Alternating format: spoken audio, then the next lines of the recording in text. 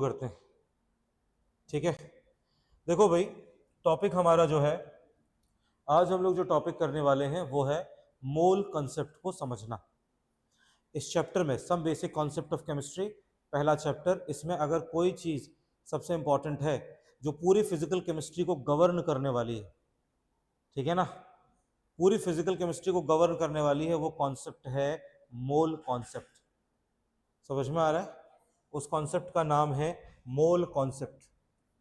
तो हेडिंग डाल सकते हो टॉपिक का मोल कॉन्सेप्ट, ठीक है ना।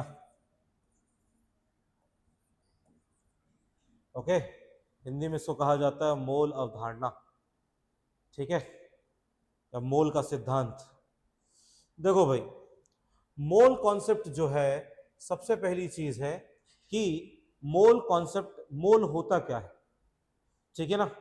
तो ऐसा यूनिट में बोला जाता है, मोल जो है अमाउंट ऑफ सब्सटेंस को मेजर करने के एक यूनिट है, ठीक है ना। अमाउंट ऑफ सब्सटेंस या मैटर, ठीक है ना, पदार्थ जितना है उसको मेजर, उसको मापने की यूनिट है मोल, ठीक है ना। तो मैं तुमसे बोलूंगा कि भाई मेजर करने के लिए तो हम लोग ग्राम और किलोग्राम का भी यूज करते कि नहीं करते? सब्जी लेने जाते हो तो क्या बोलते हो? 1 किलो आलू दे देना भैया, यही बोलते हो। तो जब हमारे पास ऑलरेडी ग्राम और किलोग्राम है, तो हमें आखिर मोल की जरूरत क्यों पड़ी? समझ रहे हो? एक नई यूनिट मोल की जरूरत क्यों पड़ी? ठीक है, एक्चुअली क्या है, मोल की जरूरत क्यों पड़ी उस पर हम लोग ध्यान देते हैं। एक्चुअली क्या है कि हम कोई भी चीज जो इंडस्ट्री में बनाते हैं, ठीक है ना, कोई भी चीज हम जो इंडस्ट्री में बनाते हैं या फिर लैब में रिएक्शन करते हैं, समझ में आ रहा है, इंडस्ट्री में बनाते हैं, लैब में रिएक्शन करते हैं, वो सारी रिएक्शंस एटॉमिक लेवल पर होती है। किस लेवल पे होती है बताओ? एटॉमिक लेवल पे। लेट्स से मुझे स्टील इंडस्ट्री में मैं काम कर रहा हूं, स्टील इंडस्ट्री में, और स्टील इंडस्ट्री में मेरे को बनाना है आयरन। स्टील इंडस्ट्री में मेरे को क्या बनाना है? आयरन। अब आयरन को बनाने की जो रिएक्शन है वो है, ठीक है ना, वो है Fe2O3 प्लस कार्बन मोनोऑक्साइड, है ना। और उसका जो टेम्परेचर हमने रख दिया, रिएक्शन होती है 700 से 800 डिग्री सेल्सियस, और उससे बन जाता है आयरन। ओके, और साथ में बन जाता है 3CO2, ठीक है। अब देखो, कोई भी केमिकल रिएक्शन, ठीक है ना, हमने डेफिनेशन पढ़ी थी, smallest particle which can take part in a chemical reaction is atom. तो केमिकल रिएक्शन एटम के फॉर्म में या मॉलिक्यूल के फॉर्म में ही होती है। रिएक्शन एटॉमिक और मॉलिक्यूलर लेवल पर ही होती है। तो हम ये जानते हैं कि कोई भी केमिकल रिएक्शन, कोई भी केमिकल रिएक्शन जो होती है वो होती है एटॉमिक, एटॉमिक या मॉलिक्यूलर लेवल पे, मॉलिक्यूलर लेवल पे रिएक्शन होती है ना। तो हमें इससे क्या सीखने को मिल रहा है? देखो भाई, हमें इससे सीखने को मिल रहा है कि अगर मैं ले रहा हूं वन मॉलिक्यूल, अगर मैं ले रहा हूं वन मॉलिक्यूल ऑफ Fe2O3, मैं एक मॉलिक्यूल Fe2O3 का ले रहा हूं, तो वो रिएक्शन कर रहा है 3 मॉलिक्यूल्स ऑफ CO के साथ। किसके साथ रिएक्शन कर रहा है? 3 मॉलिक्यूल्स ऑफ CO के साथ, और उससे बन रहे हैं 2 atoms of iron, 2 atoms of iron, और इससे बन रहे हैं 3 molecules of CO2, 3 molecules of CO2। तो रिएक्शन एक्चुअली एटॉमिक लेवल पे होती है ना। और बेटा, जो भी हमने एटॉमिक लेवल पे रिएक्शंस बनाई हैं, ये सब हम लोगों ने अपने अजम्पशंस लगा लगा के और अपने एक्सपेरिमेंट्स की मदद से बनाई, एक्सपेरिमेंट्स लगा के और अपना दिमाग यूज कर करके, ठीक है ना। ओके, लेकिन मान लो कि कल तुम किसी इंडस्ट्री में जाते हो, किसी लैब में काम करते हो, सही बात है कि नहीं, तो वहां तुम्हें कई केमिकल रिएक्शंस करानी पड़ सकती हैं, ठीक है ना। ओके, और जब तुम ये केमिकल रिएक्शंस कराओगे, उन केमिकल रिएक्शंस में, ठीक है ना, तुम अगर तुम केमिकल कंपाउंड या सब्सटेंस लोगे, तो तुम उसका वेट निकालोगे। और हमारे पास ऐसी मशीन्स नहीं है जो हर लैब में प्रेजेंट हो, जो एक मॉलिक्यूल और एक एटम का वेट बताए। सही बात है कि नहीं? मतलब मास तो हम जो कैलकुलेट करने वाले हैं, ठीक है ना, मास जो कैलकुलेट करने वाले हैं वो डे टू डे लाइफ के मास ही कैलकुलेट करने वाले हैं, ग्राम में या किलोग्राम में, ठीक है ना। ओके, लेकिन रिएक्शन होती है एटॉमिक लेवल पे। ओके, तो अभी तक तुम लोगों को यह आइडिया नहीं है कि अगर मैं किसी सब्सटेंस का इतना मास लूंगा तो उसमें कितने पार्टिकल्स होंगे, कितने एटम होंगे, कितने मॉलिक्यूल होंगे, ये आइडिया तुमको अभी नहीं है। वही आइडिया और वही रिलेशन लाने के लिए मोल का इस्तेमाल किया जाता है। मतलब कि मोल का जो मैं यूज करने वाला हूं, मैं एक्चुअली मोल का इस्तेमाल करने वाला हूं number of particles, number of particles atoms को या मॉलिक्यूल्स को, नंबर ऑफ पार्टिकल्स एटम्स या मॉलिक्यूल्स को मैं रिलेट करने वाला हूं मास से, जो हम डे टू डे लाइफ में यूज करेंगे by using mole, by using mole. समझ में आ रहा है? तो मोल असल में चीजों को आसानी से, मोल असल में चीजों को आसानी से कैलकुलेट करने की एक मेथड है, इजी कैलकुलेशन की मेथड। इजी कैलकुलेशन की मेथड से क्या मतलब है हमारा, इजी कैलकुलेशन की मेथड से हमारा क्या मतलब है, ठीक है। इजी कैलकुलेशन, देखो भाई एक छोटा सा एग्जांपल दे रहा हूं। मान लो कि तुम जा रहे हो, तुम केले खरीदने जा रहे हो एक दुकान में, और तुम्हें लेने हैं 150 केले। समझ में आ रहा है? तुमने आज बंदरों को दावत दी, ठीक है, तुम्हें कितने केले चाहिए हैं? 150 केले। तो 150 केले, अब दुकान वाले को जाके बोलोगे भैया 150 किलो दे दो, तो 150 केले वो क्या करेगा? दो तरीके से काउंट कर सकता है। एक तरीका है जिसमें कैसे काउंट करेगा, 1 2 3 4 5 6 7 8 9 10 11 12 13 14 15 16 17 19, ये 150 तक, 150 तक। और इसमें गलती होने के चांसेस हैं। समझ में आ रहा है कि नहीं आ रहा है? गलती होने के चांसेस इसमें हैं। ओके, 69 79 89 सब कंफ्यूज हो जाते हैं, ठीक है। ओके, और जल्दीबाजी में गलती कर देते हैं। इससे आसान तरीका है, यूज करो डजन, और 1 डजन में 12 केले होते हैं। तो अगर मैं 12 डजन ले लूं तो 12 डजन में कितना हो जाएगा? 12 इंटू 12 144, और मैं 6 केले और जोड़ दूं इसमें, मतलब ओवरऑल में कितने ले लूं? 12.5 डजन। तो मेरा काम हो गया कि नहीं हो गया बताओ? अब मैं उसको अगर जाके बोलूंगा भैया 12.5 डजन केले चाहिए, तो भाई वो तो समझ गया, ठीक है ना। मेरे को भी अंदर से पता है कि मैं 150 केले मांग रहा हूं, उसको भी अंदर से पता है, 2 मिनट सोचेगा, हाँ 150 केले मांग रहा है, लेकिन वो कैलकुलेट किस में करके देगा? डजन डजन में कैलकुलेट करके देगा। लो भैया ये 12 1 dozen, 12 2 dozen, 12 3 dozen, 12 4 dozen. Calculation easy हो गया, बोलने में भी आसान हो गया, सबसे मेन चीज तो कैलकुलेशन आसान हो गया। सही बात है कि नहीं? अब हर बार उसे 150 तक काउंट करने की जरूरत नहीं है। समझ में आया? मोल भी वही है। मोल आपको सिंप्लीफाई कर देता है ताकि आपको बार बार कितने नंबर ऑफ मॉलिक्यूल्स हैं वो बार बार पूरा ना लिखना पड़े। समझ में आ रहे हो? ये उसी प्रॉब्लम को सॉल्व करेगा, ठीक है। अब मैं जो मोल पढ़ाता हूं उसमें मैं पहले मैं तुम्हें बता रहा हूं, देखो भाई जो मोल का डेवलपमेंट है, मोल का डेवलपमेंट एक्चुअली, ठीक है ना, मोल की शुरुआत एक्चुअली हम ये बोल सकते हैं लगभग 1800 से लेकर 1950 के बीच में मोल डेवलप होता रहा है। लंबे टाइम पीरियड में, एक साइंटिस्ट का रोल नहीं रहा है। ये एक ऐसा कॉन्सेप्ट है जो समय के साथ धीरे धीरे डेवलप होते गया है, ठीक है। ओके, समय के साथ धीरे धीरे डेवलप होता गया है। हालांकि मैं जो अभी तुम्हें मोल पढ़ाऊंगा इसमें मैं 1930 1940 के आसपास एक मेथड आई थी मास स्पेक्ट्रोस्कोपी, उसको यूज करके बताऊंगा। मास स्पेक्ट्रोस्कोपी की मेथड से आपको एक एटम का एक्चुअल मास पता चल जाता है डायरेक्ट। क्या पता चल जाता है? एक एटम का एक्चुअल मास पता चल जाता है, ठीक है ना। ओके, याद रखना मास स्पेक्ट्रोस्कोपी बहुत बाद में आई है, लेकिन साइंटिस्ट उसके पहले से ही उन्होंने पता लगा लिया था कि हाइड्रोजन का मास तो हम 1 रखने वाले हैं, ऑक्सीजन का मास हम 16 रखने वाले हैं, कार्बन का मास हम 12 रखने वाले हैं। समझ में आ रहा है? ठीक है ना। तो मैं एक चीज बताऊं, हमेशा जरूरी नहीं है कि मॉडर्न मेथड से ही चीजें क्लियर हो, ठीक है ना, समझ में आ रहा है। साइंटिस्ट लोग पहले से ही पता लगा लिए थे कि जिस स्केल में हाइड्रोजन का मास में 1 रखूंगा उस स्केल पे ऑक्सीजन का मास 16 होगा। मतलब मास स्पेक्ट्रोस्कोपी आने से पहले उनको पता था कि ऑक्सीजन के एक एटम का मास हाइड्रोजन के एक एटम से लगभग 16 टाइम्स ज्यादा है।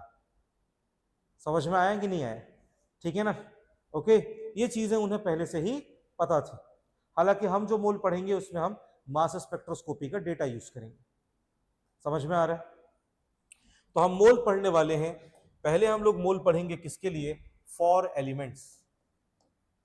पहले हम लोग मोल पढ़ेंगे किसके लिए, फॉर एलिमेंट्स, ठीक है। यहां पर मैं ले लेता हूं कुछ एलिमेंट्स, ठीक है।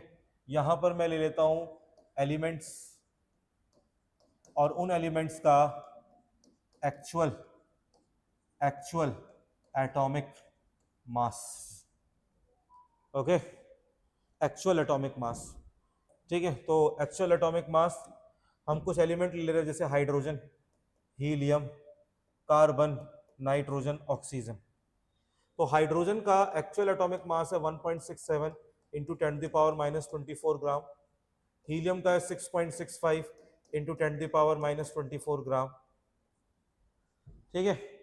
कार्बन का होता है 19.9 इंटू 10⁻⁻24 ग्राम, ओके। इसका होता है कुछ 23.3 इंटू 10⁻⁻24 ग्राम, और इसका होता है 26.552 समथिंग, कुछ 10⁻⁻24 ग्राम, ओके। तो ये क्या है, ये इनके एक्चुअल एटॉमिक मास है। सब थोड़े ऊपर नीचे हो गए तो मुझे माफ कर देना, ठीक है, ओके। तो ये है इनके एक्चुअल एटॉमिक मासेस। बेटा इनके एक्चुअल एटॉमिक मासेस को याद कर पाना थोड़ा डिफिकल्ट है। इनके एक्चुअल एटॉमिक मासेस को याद कर पाना थोड़ा डिफिकल्ट है, ठीक है ना। और इसी के लिए हम लोगों ने मेथड डेवलप करी है जिसको कहते हैं हम रिलेटिव एटॉमिक मास। कौन सी मेथड डेवलप करी, जल्दी बताओ। हम लोगों ने मेथड डेवलप करी रिलेटिव एटॉमिक मास की, ठीक है ना। अब इसमें शुरुआत में क्या किया गया, शुरुआत में साइंटिस्ट को लगा कि भाई देखो सबसे छोटा मास किसका है, हाइड्रोजन का है। तो उन्होंने शुरुआत में क्या कर लिया, उन्होंने अज्यूम कर लिया कि हाइड्रोजन का मास जो होता है 1.67 इंटू 10⁻⁻24, ओके, उसको उन्होंने अज्यूम कर लिया, ठीक है ना, उसको अज्यूम कर लिया कि वो है 1 AMU। समझ में आ रहा है। अब उन्होंने एक ही क्यों किया, क्योंकि वो लोग पहले से हाइड्रोजन का 1 लेकर चल रहे थे, बस उनको यूनिट नहीं पता था कि किस यूनिट में है। लेकिन अब उनको पता चल गया कि भाई एक एटम का मास है, तो उन्होंने नाम उसका रख दिया AMU, ठीक है ना, या फिर U। AMU का फुल फॉर्म होता है एटॉमिक मास यूनिट। AMU का फुल फॉर्म होता है एटॉमिक मास यूनिट, समझे, ठीक है ना, ओके। और फिर उन्होंने एक्सपेरिमेंट करना चालू कर दिया। एक्सपेरिमेंट का मतलब क्या है, उन्होंने बोला फिर अच्छा ऐसा है, तो उन्होंने बोला चलो हीलियम के लिए देखते हैं, फॉर हीलियम। तो भाई 1.67 इंटू 10⁻⁻24 ग्राम ये बराबर है 1 AMU के, ठीक है। अगर तो उन्होंने बोला हीलियम का मास होता है 6.65 इंटू 10⁻⁻24 ग्राम, वो कितने के बराबर होगा। तो जब उन्होंने सॉल्व किया तो आ गया 1 into 6.65 into 10⁻⁻24 divided by 1.67 into 10⁻⁻24, ये गया।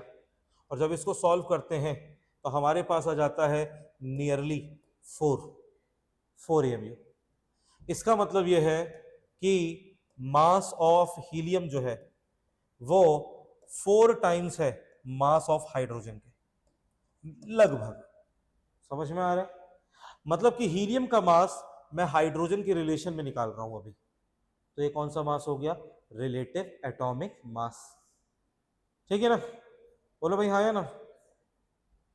समय के साथ वो लोग और आगे बढ़ते गए और उन्होंने एक चीज देखी कि अगर हम हाइड्रोजन का मास 1.67 लेते हैं तो आगे जाके बहुत सही डेटा नहीं आ रहा होता, कुछ एरर्स आनी चालू हो जाती है।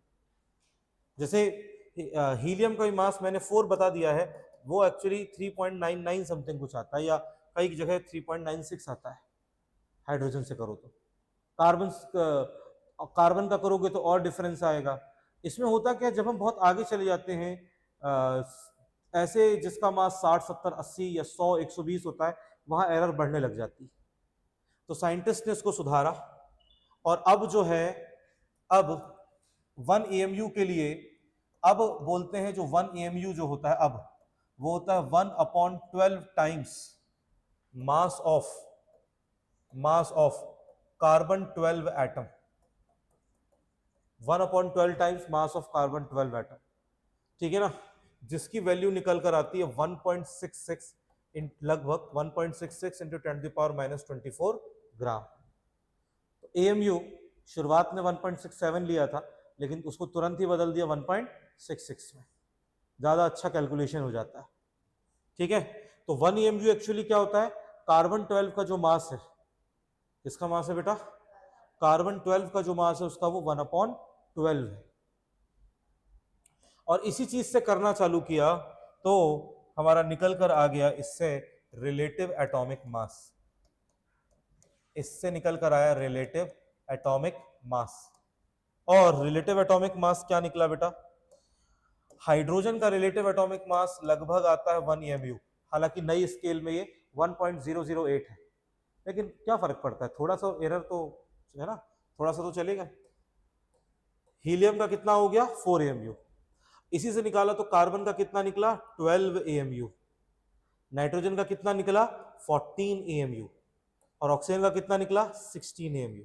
बेटा इन मासेस को आसानी से याद किया जा सकता है, समझे कि नहीं समझे। तो अब यहां ध्यान से देखो, ये हीलियम का एलिमेंट है, ये हीलियम के एक एटम का एक्चुअल मास है और ये हीलियम के एक एटम का रिलेटिव मास है। कौन सा मास है, रिलेटिव मास है। लेकिन अभी भी ये डे टू डे लाइफ तक नहीं पहुंचा है। AMU मापने की मशीन नहीं है तुम्हारे पास, बचपन से देखी है क्या घर में, नहीं ना, ठीक है ना। दुकान जाते हो तो अभी भी किस में चलता है, ग्राम में ही चल रहा है ना। तो डे टू डे लाइफ में तो अभी भी किलोग्राम और ग्राम है, तो इसको डे टू डे लाइफ में लेकर आना है। तो डे टू डे लाइफ में लाने के लिए साइंटिस्ट ने क्या किया, डे टू डे लाइफ में लाने के लिए उन्होंने बोला कि चलो हाइड्रोजन उठाते हैं, फॉर हाइड्रोजन। और उन्होंने बोला हाइड्रोजन का मास है 6.67 इन 1.67 इंटू 10⁻⁻24 ग्राम, और इतने ग्राम हाइड्रोजन में एक हाइड्रोजन एटम है। कितना हाइड्रोजन एटम है बोलो, एक सिंगल हाइड्रोजन एटम, समझ में आया। और हाइड्रोजन को हमने ऑलरेडी 1 AMU बना लिया है।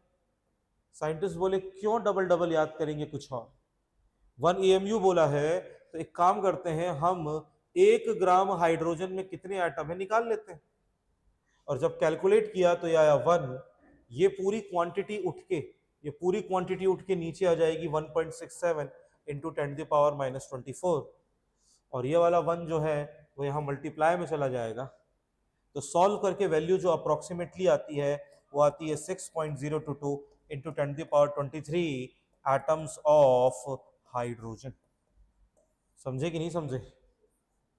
सेम उन्होंने हीलियम के लिए करके देखा, सेम हीलियम के लिए करके देखा तो उन्होंने बोला फॉर हीलियम, भाई हीलियम के लिए 6.65 इंटू 10⁻⁻24 ग्राम हीलियम अगर है तो उसमें एक एटम है हीलियम का, एक एटम है हीलियम का, समझे।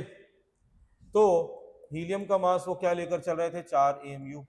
तो उन्होंने बोला एक काम करते हैं, अगर हम 4 ग्राम हीलियम ले लें, 4 ग्राम हीलियम ले लें तो हो जाएगा 1 इंटू 4 डिवाइडेड बाई 6.65 इंटू 10⁻⁻24। और इसको जब दोबारा सॉल्व किया तो रफली value 6.022 into 10⁻23 atoms of helium आता है, एटम्स ऑफ हीलियम। मतलब कि ये जो नंबर है, ये नंबर एक मैजिक नंबर के जैसे बिहेव करता है। किसके जैसे बिहेव करता है जल्दी बताओ, ये एक मैजिक नंबर के जैसे बिहेव करता है। और इसी कारण इस नंबर को कहा जाता है, this number is Avogadro's number. कौन सा नंबर है जल्दी बताओ? एवोगैड्रोस नंबर इसको नाम रखा गया, इसको Na। ये नंबर एवोगैड्रो ने नहीं दिया था, एवोगैड्रो को रिस्पेक्ट देने के लिए नंबर का नाम एवोगैड्रो नंबर रखा जाता है, क्योंकि एवोगैड्रो ने मॉलिक्यूल टर्म को डिफाइन किया था। समझ रहे हो?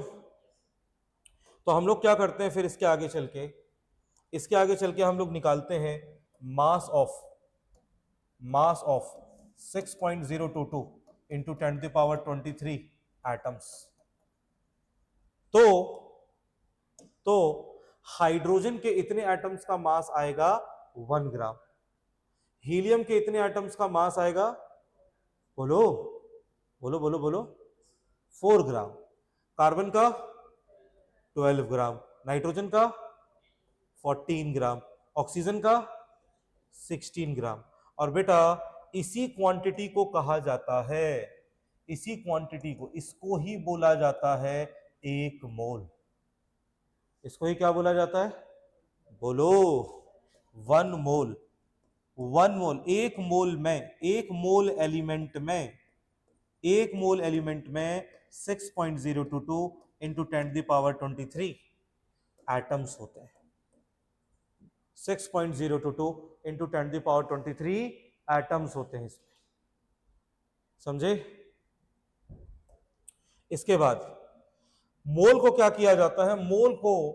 मोल को शामिल कर लिया गया एसआई यूनिट में, और एक और टर्म उसके साथ रिलीज की गई, उस टर्म को बोला जाता है मोलर मास, जिसकी यूनिट होती है ग्राम पर मोल। फॉर्मूले वगैरह में अप्लाई करने के लिए मोलर मास क्या होता है? मोलर मास होता है mass of 1 mole of any substance. किसी सब्सटेंस के 1 मोल के मास को मोलर मास कहते हैं। समझ रहे हो? किसी सब्सटेंस के 1 मोल के मास को क्या कहते हैं? किसी सब्सटेंस के 1 मोल के मास को कहते हैं मोलर मास। तो हाइड्रोजन का मोलर मास होता है 1 ग्राम पर मोल। कितना होता है बताओ? 1 ग्राम पर मोल। हीलियम का होता है 4 ग्राम पर मोल। कार्बन का होता है 12 ग्राम पर मोल। नाइट्रोजन का मोलर मास 14 ग्राम पर मोल, और ऑक्सीजन का 16 ग्राम पर मोल।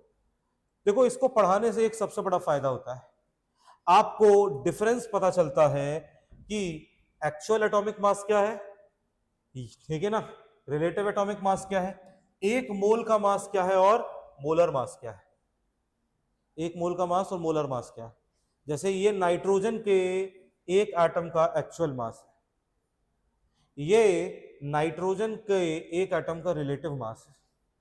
एएमयू में अगर लिखा है तो रिलेटिव मास है। ये नाइट्रोजन के 1 मोल का मास है और ये नाइट्रोजन का मोलर मास है। तुम बोलोगे सर ये तो दोनों सेम यूनिट अलग है। आपसे बोला जाए, मैं तुमसे पूछूं अच्छा नाइट्रोजन के 1 मोल का मास क्या है, तो तुम बोलोगे सर 14 ग्राम। और मैं बोलूंगा नाइट्रोजन का मोलर मास क्या है, तो तुम बोलोगे 14 ग्राम पर मोल। समझे? देखो भाई, ठीक है, मोल का पुराना नाम था ग्राम एटम। जब मैं बात कर रहा हूं किसकी, जब मैं एलिमेंट के लिए पढ़ता हूं, तो एलिमेंट के केस में मोल का पुराना नाम क्या था? Gram atom. और मोलर मास का पुराना नाम था ग्राम एटॉमिक मास। समझ में आ रहा है? ठीक है ना। हालांकि उस समय ग्राम एटम और ग्राम एटॉमिक मास एसआई में नहीं था, तो ग्राम एटॉमिक मास की यूनिट ग्राम में चल रही थी, जबकि मोलर मास किस में होता है? ग्राम पर मोल। समझे भाई? बताओ, कोई दिक्कत तो नहीं? आई थिंक 1 मोल समझ में आया होगा, है ना। हम लोगों को कुछ मासेस याद रखने, है ना, हम लोगों को याद रखने कुछ मासेस जो काम आएंगे। इंपॉर्टेंट एटॉमिक मासेस, भाई हम पढ़ाई करते हैं तो हमें ये मासेस रटे होने चाहिए, क्योंकि हम इनके मासेस ढूंढ नहीं सकते। ओके। जैसे हाइड्रोजन का मास होता है 1, हीलियम का मास होता है 4, लिथियम का मास होता है 7, बेरिलियम का मास होता है 9, बोरॉन का मास होता है 11, कार्बन का मास होता है 12, नाइट्रोजन का मास होता है 14। ओके, नाइट्रोजन का मास होता है 14, ऑक्सीजन का मास होता है 16, फ्लोरीन का मास होता है 19, नियॉन का मास होता है 20, सोडियम का मास होता है 23, मैग्नीशियम का मास होता है 24, एल्यूमिनियम का होता है 27,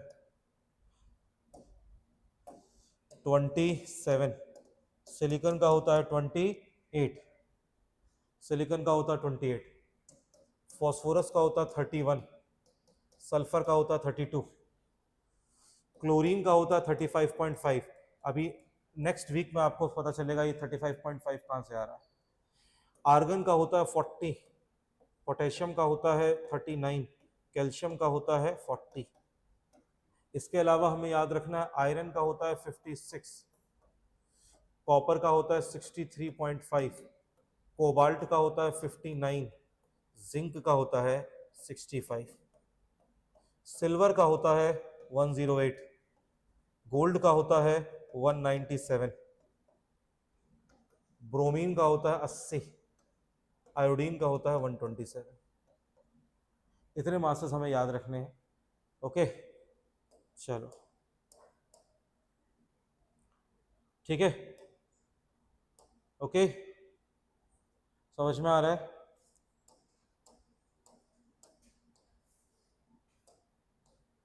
पहले ये मासेस लिख लो क्योंकि ये जरूरत पड़ेगी आगे।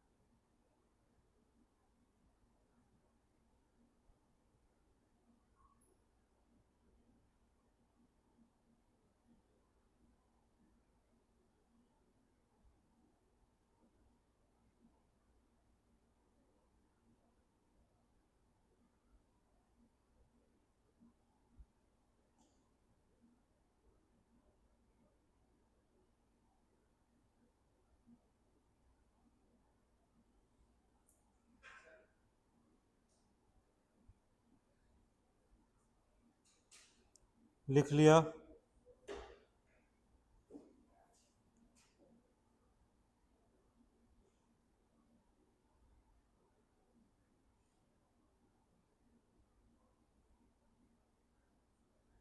बोलो भाई।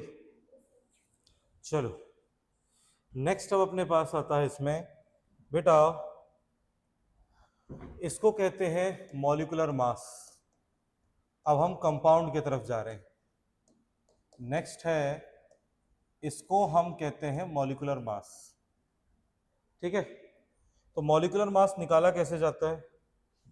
जैसे मेरे पास पहला एग्जांपल है H2। तो ये जो H है, H हमें क्या बताता है? कौन सा एलिमेंट है। और 2 हमें क्या बताता है? Number of atoms. 2 हमें क्या बताता है बताओ? Number of atoms. ठीक है, तो भाई हाइड्रोजन, हाइड्रोजन के एक एटम का मास होता है 1, और यहां पे एटम कितने हैं? 2। तो यहां कितना हो जाएगा? ये हो जाएगा 2 AMU। समझ में आया? ठीक है ना, मॉलिक्यूलर मास। दूसरा, दूसरा मान लो मेरे पास CH4। तो CH4 कैसे निकालूंगा मैं? कार्बन का होता है 12 और कार्बन का नंबर कितना है? 1। कुछ नहीं लिखा है मतलब 1 है। समझ रहे हो? और हाइड्रोजन, हाइड्रोजन का होता है 1 और 4 दिया है तो इंटू 4, ये हो जाएगा 12 + 4, ये हो जाएगा 16 AMU। आ रहा है समझ में या नहीं आ रहा है? बोलो, आ रहा है समझ में? तीसरा, तीसरा है C2H6। ठीक है ना, C2H6, 2 कार्बन है तो 12 इंटू 2 प्लस यहां हो जाएगा 1 इंटू 6, कितना हो गया? 24 + 6, 30 AMU। बेटा समझ में आया कि नहीं आया बताओ? कर लोगे? जो मासेस लिखवाए हैं उनको देखना है और फिर इनको सॉल्व करना है। ठीक है, चलो लिखना चालू करो। इसका नाम है मीथेन, इसका नाम है इथेन। इसे लिखो, फिर मैं एग्जांपल दे रहा हूं, वो एग्जांपल्स करना।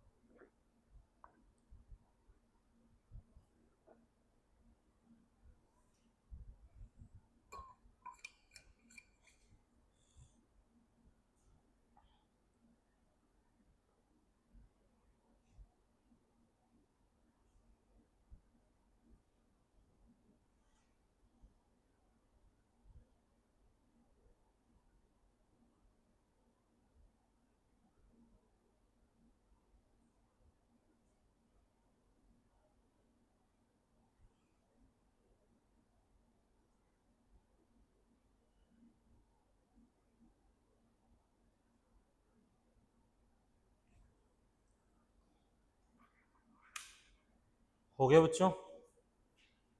बताओ भाई। चलो कैलकुलेट करो इन्हें, कैलकुलेट करो इन्हें। फोर्थ, फोर्थ है C2H4, फिफ्थ है C2H2, सिक्स्थ है C3H8। पहले कार्बन हाइड्रोजन के कंपाउंड दे रहा हूँ क्योंकि इनके क्वेश्चंस बहुत आएंगे इस चैप्टर में।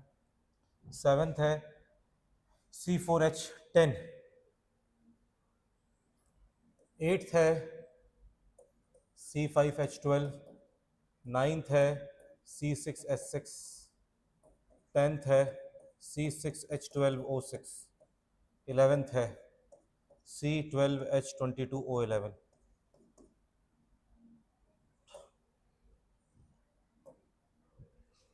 यह है इथीन गैस, यह है इथाइन गैस, यह है प्रोपेन गैस, यह है ब्यूटेन गैस, यह है पेंटेन गैस, यह है बेंजीन, यह है ग्लूकोज और यह है शुगर।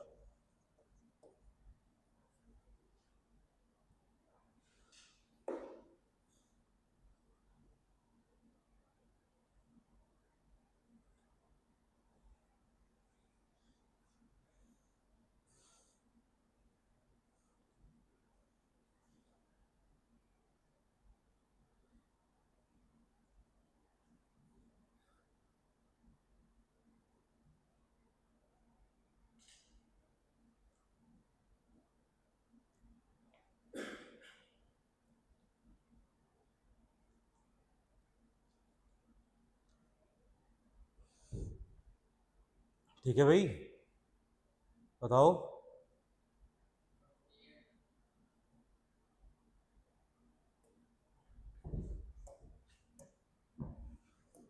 12th है HCl, 13th है H2SO4, 14th है कैल्शियम कार्बोनेट, 15th है Na2SO4,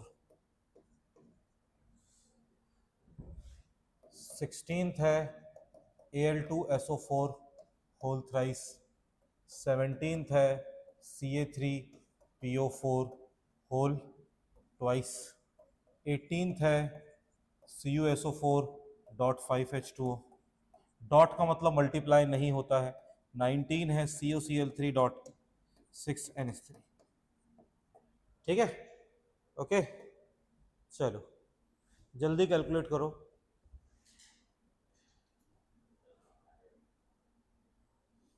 ये वाला लिख लिया सबने, क्वेश्चन लिख लियो? ठीक है।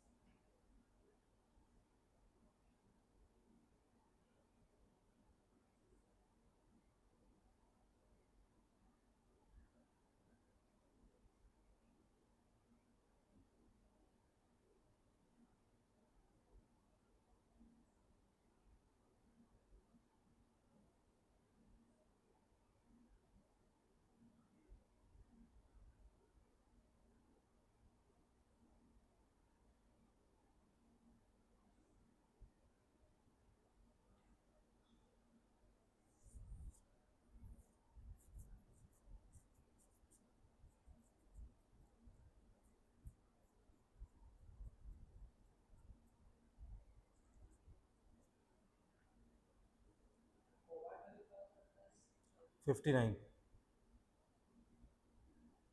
27 उसका एटॉमिक नंबर है।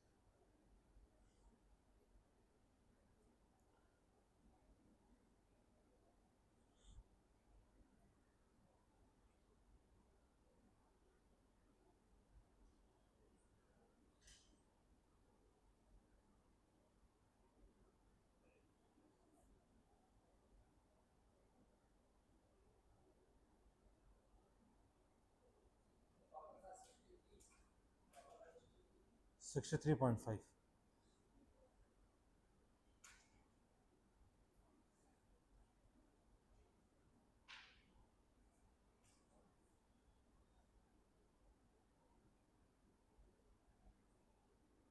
तुमसे बन रहा है बेटा?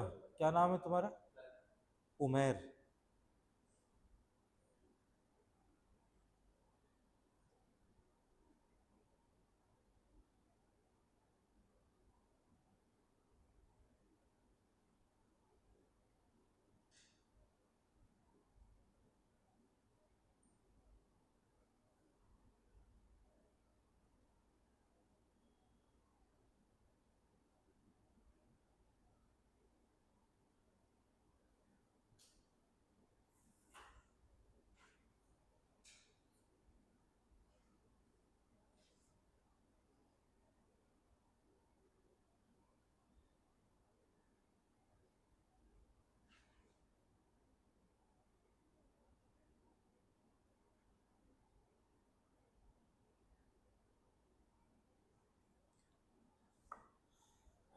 आगे बढ़े? बोलो भाई। ये तो कैलकुलेट किया ही होगा तुमने। आंसर बताओ इसका कितना आ रहा है? 20, 28, इसका 26, इसका 44, सेवेंथ का 58, एट्थ का 72, नाइन्थ का 78, टेंथ का हाँ 8, इसका 180, इसका 342। उमेर बेटा सही है गलत है?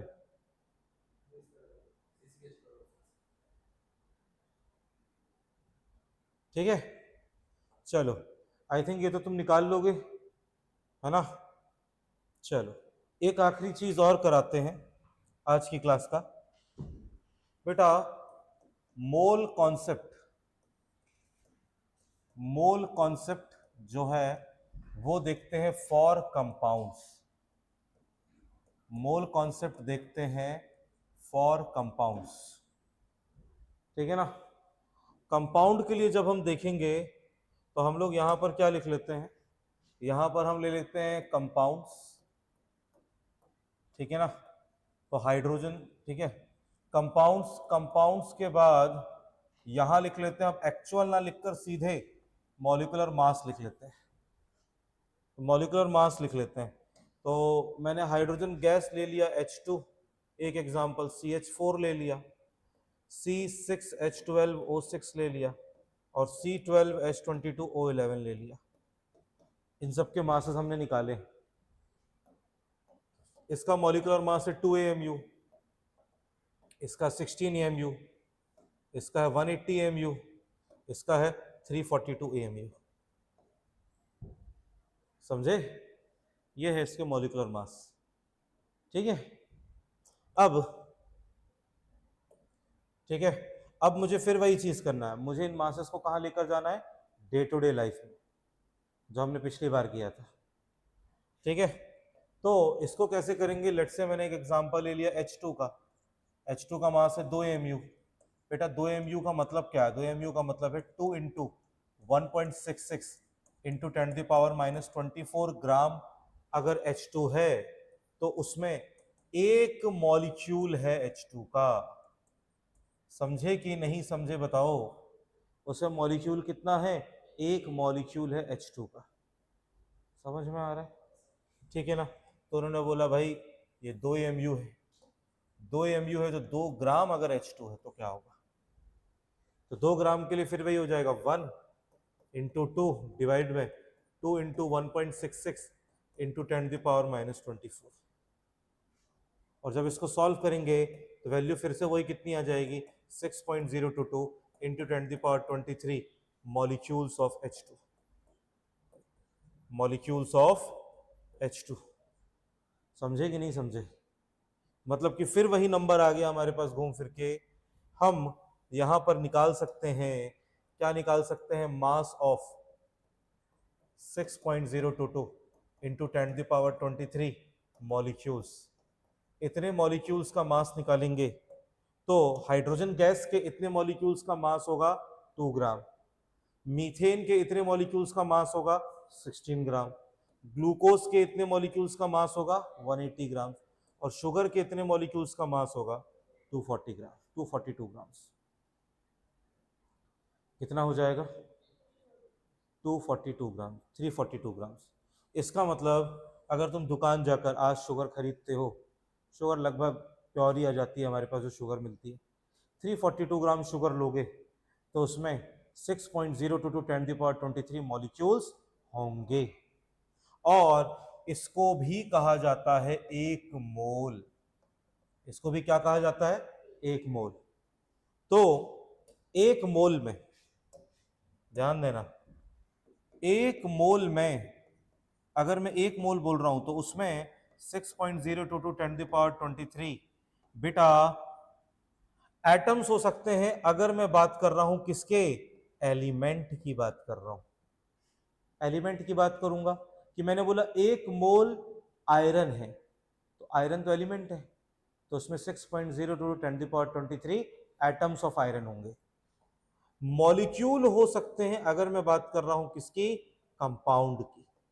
जैसे मैंने बोला 1 मोल मीथेन, तो मीथेन जो है तो उसमें 6 मीथेन एक कंपाउंड है, तो उसमें 6.022 10⁻23 मॉलिक्यूल्स ऑफ मीथेन होंगे। और अगर मैं आयन की बात करूंगा तो आयन्स हो सकते हैं। अगर मैं किसकी बात कर रहा हूं? किसी आयन की बात कर रहा हूं। समझ में आ रहा है? ठीक है ना? तो 1 मोल सिर्फ एक नंबर है। मैं चाहूं तो इसमें बोल सकता हूं 1 मोल पेन, मतलब इसके जैसे दिखने वाले 6.022 10⁻23 पेन। समझे कि नहीं समझे? तो 1 mole just a number, 1 mole is just a number. ठीक है? और इसी में फिर लास्ट में लिख दिया मोलर मास। 1 मोल का मास मोलर मास होता है, तो H2 का मोलर मास होता है, H2 का मोलर मास होता है 2 ग्राम पर मोल। मीथेन का होता है 16 ग्राम पर मोल। ग्लूकोज का होगा 180 ग्राम पर मोल, और इसका होगा 342 ग्राम पर मोल। ठीक है बेटा? समझे? ठीक है, अब चलते हैं अपन इसमें ओल्ड नेम में जाते हैं। कंपाउंड के केस में मोल का पुराना नाम होता है ग्राम मॉलिक्यूल। कंपाउंड के केस में, किसके केस में? कंपाउंड के केस में मोल का पुराना नाम होता है ग्राम मॉलिक्यूल, और मोलर मास का पुराना नाम होता है gram molecular mass. Molar mass का पुराना नाम होता है ग्राम मॉलिक्यूलर मास। समझे बेटा? ओके, कोई दिक्कत तो नहीं? तो ये जो आपका टॉपिक छूटा था वो वाला टॉपिक भी कंप्लीट हो गया आपका। अब आप क्या कर सकते हो, मोल कॉन्सेप्ट के फॉर्मूले वाला जो था, ठीक है ना, उसका एक रिवीजन कर सकते हो। ठीक है, मोल कॉन्सेप्ट का जो रिवीजन जो फॉर्मूला वाला था, जो कल कराया था, वो कर लो। तो ये टॉपिक जो है हो गया। अब इसके बाद अगली चीज़ जनरली वही आती है। ठीक है, समझ में आ रहा है? लेकिन देखो, एलिमेंट, कंपाउंड, एटम और मॉलिक्यूल का डिफरेंस रखना, ये डिफरेंस क्लियर होना चाहिए। ठीक है, आ रहा है समझ में? चलो, आज के लिए काफ़ी हो गया है, बाकी अब नेक्स्ट